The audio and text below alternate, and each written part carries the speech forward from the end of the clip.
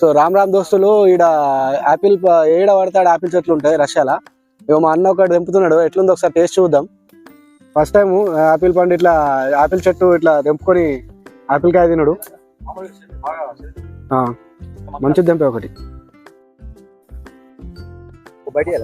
ఒకసారి తిని చూడన్న టేస్ట్ ఎట్లుంది. సేమ్ యాస్టీజా? సూపర్. ఫస్ట్ టైం కదా ఇట్లా ఫీలింగ్ మజా ఉంది కదా.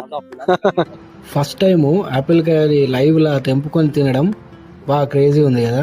ఇవన్నీ అవే చెట్లు, ఇవన్నీ అవే చెట్లు.